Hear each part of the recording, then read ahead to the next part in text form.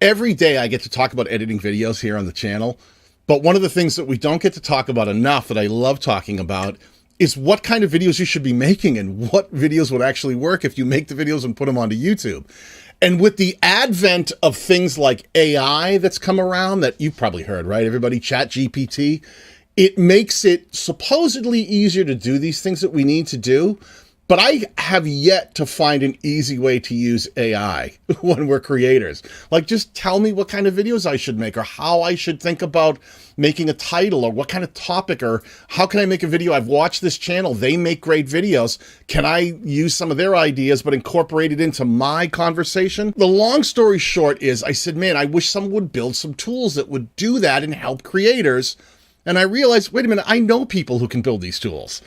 And we started working together with some of these people to see if we could build simple and easy, usable, actionable tools that would allow all of you to make your process easier and come up with content and ideas and titles and video topics that would actually connect with your target audience.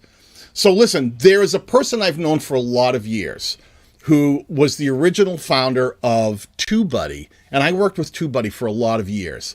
And he's kind of a guy who's been quiet and behind the scenes. He does not like the spotlight, but I twisted his arm. And I said, Phil, come on to the channel. Let's talk about this new tool that you've built, CreativeFuel, and let's walk people through it and show them what it does. Because I think it'll actually help creators do the thing they're trying to do with a lot less hassle. So I'd like to welcome here to the channel my pal, Phil Starkovich. Phil, thank you for coming on and talking with us today. All right. Thank you, Daniel. You twisted my arm not too hard. It's still here. It didn't fall off. Well, that's good. You did get me here, and I appreciate you having me on and kind of talking through things. Yeah. Now, listen, I'm going to let everybody know that, you know, I've been working with you to help develop this tool, right? I'm one of the people that has helped build this tool. And it's been something that we've spent a lot of time on, and I'm not going to pretend like I'm a software developer. I'm not. That's what you do. You know, I'm the guy who gets in there. You know what I do. I see if I can break it. I see how we can make it better. Phil was like, when I worked with TubeBuddy, they used to call me the crash test dummy because I would take the tool and I would just run it 100 miles an hour and see if I could get it to freak out or break or not do something right. And that was really what I spent a lot of my time with TubeBuddy doing. And you know, a lot of people I think in the chat may remember the tool TubeBuddy. Things have changed over the years. You actually sold TubeBuddy to the great Bill Gates years ago. So I got to ask you, Phil, like, what the hell are you doing here? I know you're not some crazy, nutcase who wants to make all the money in the world and buy fancy vintage American sports cars and muscle cars and talk about them all the time and buy guitar. Well, that's me. I'm sorry. I'm talking about me. You're the guy who should be sitting on an island somewhere with your family and living the life you lead. What makes you want to continue to develop software for creators? Yeah, that's a good question. I feel like I do get that question a lot. After an acquisition, are you spending time on the beach, sitting around doing nothing? And I mean, my passion is always developing products. I've been doing it since I was in freshman in high school, sold my first video game online. It's what I do. It's how I like to spend my free time. You know, people are like, oh, why do you work so much? And it definitely doesn't feel like work. This is how I have fun, building out products, software, and kind of in the creator space, you know, on the TubeBuddy side, just a quick backstory. You know, it started as a very small product, small team. Over time, grew, and I found myself spending a lot of time managing people, doing things outside of programming, and that's really not where my passion is. And so that's, you know, a big reason why I was willing to sell the company, is to kind of go back to my roots, what I enjoy, and just, you know, start a little passion project, work on software. You know, I did a few things outside the creator space, but people like you, Daniel, a lot of friends, I kind of realized I built all these great relationships over the year. You know, it's something I miss, the people I miss. I went to Vid Summit recently again, and love catching up with everybody. So it's just the whole community. I can't think of a better place to build products than in the creator space, just working with all the different variety of people and kind of everything. You know, like you mentioned, I don't like being in the spotlight. I don't like being on camera doing videos. So I just and yet here you are. And here I am. At some point, you got to do it a little bit. Got to get in there. Yeah, it's, you know, one of the things I always have loved about being your friend is you tolerate a lot of loudmouths like me. Like, we're out there shouting and screaming and, you know, talking about, you know, channel growth strategies. And you've always sort of quietly been in the background, listening and paying attention and trying to build tools that can actually help people like me and the people that I try to help achieve the kind of goals that they want to achieve, find success on YouTube. And I always felt that you were one of the few guys that really did it from the heart. There was such a sense of community and family built around TubeBuddy when you had that, when that was your tool before it had been, you know, sold out.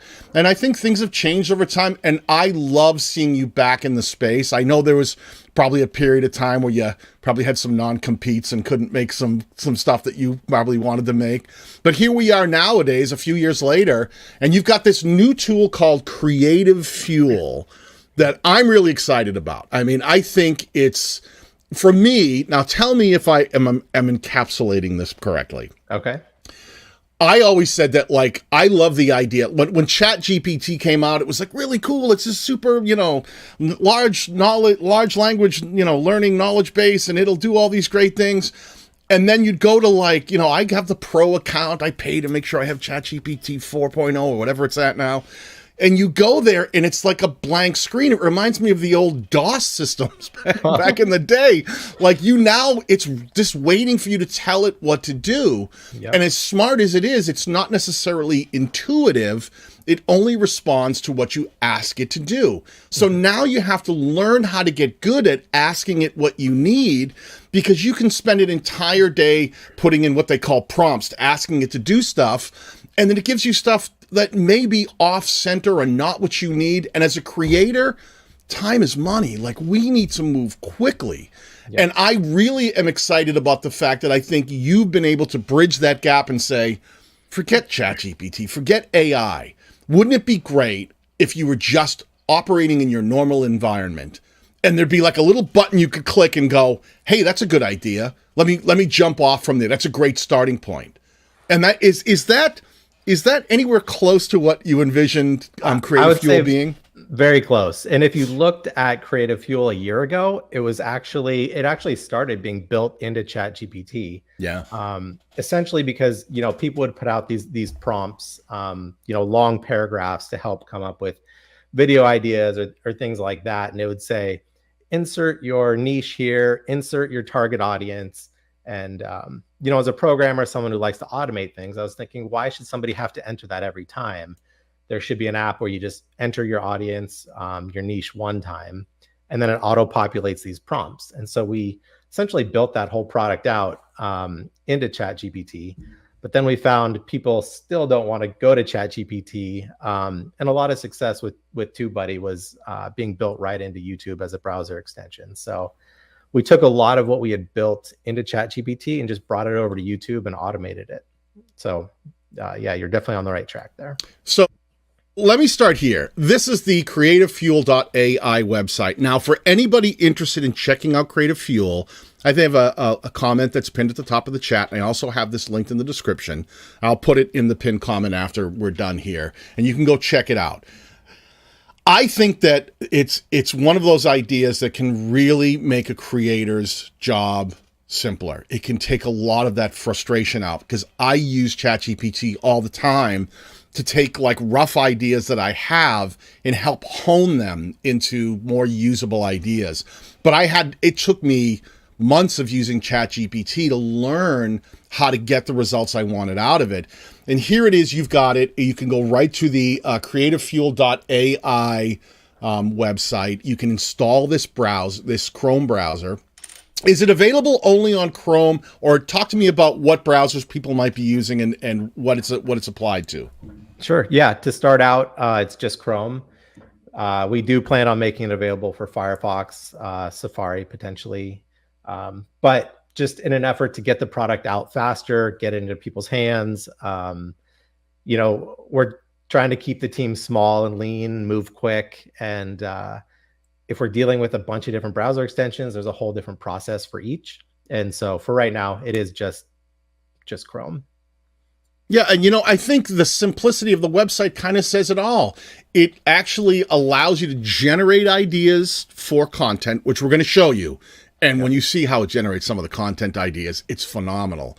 And then what we call workshopping the ideas. Like once you get the idea and you think you have something you want to work with, or multiple ideas, you can then kind of focus on them and build them out more towards the video that you want to make.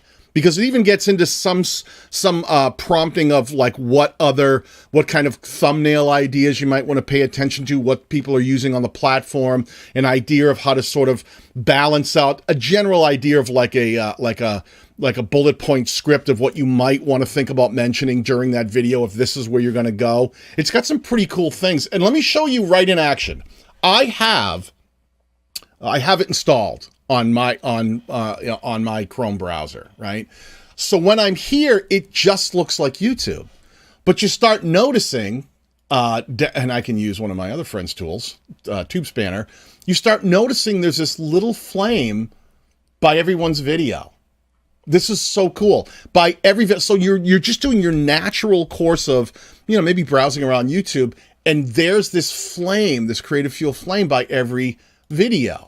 And what's really cool is if you see something, that's a great video, by the way. I'm not a rock star. Everyone should watch that. I'm glad that YouTube recommended it to me, the one guy who shouldn't be watching it. But if you start scrolling through YouTube, now, granted, my feed is crazy because I work with so many channels. It throws all kinds of nutty stuff at me. But if you see something that seems like a great idea, like that's an awesome idea that I would like to take that idea and maybe use it for something that I'm thinking about. If you find something, like here's one, Mr. Beast, I don't know, that's a 10-minute one. Let me see if I can find something like, this is 146,000 views, and it's master your DJI Osmo Mobile SE 8 cinematic shots. Now I have those tools, but this one right here, I probably wouldn't talk about like a gimbal. But what I can do is click on that CreativeFuel idea, and I can start by saying, reimagine this video, but what if it was talking about my conversation? And what it starts doing off to the side is, let me see, I got to make sure I click that right, not turn off 9 other things. I can have it start reimagining that, and it does a pop out right inside of Chrome, and it's now thinking, it's now looking through what it knows about my channel, my audience, and it says, well, how would that, if you had that idea and brought it to your audience, how could you apply that? And you can see right off the bat, it starts giving me ideas like, hey, boost your color grading skills, 10 pro techniques. That's DaVinci Resolve stuff that I talk about. Unlock DaVinci Resolve 18 secrets, 7 powerful techniques. Create stunning graphics in DaVinci Resolve, 9 simple steps. Master your YouTube channel, because I also do growth, 5 growth hacks. And it starts giving me ideas. And I love that it gives me a little score by each to give me an idea of like, well, these are the ones that we think are maybe closer to the mark of what we know about your channel, and farther away from what might be the mark for your channel. And tell me, Phil, like, how is it when I install this plugin, how is it coming up with this stuff? How is it getting to this point? Yeah, good question. And as far as how does it know about your channel? So the first time you install CreativeFuel and log in, it builds essentially a profile for your channel. And so, it walks you through the process where it says, here's what we think your value prop is. You can modify it if you want. It says, here's the different topics we see you posting about. You choose the ones that you agree with. You can add more topics, remove topics.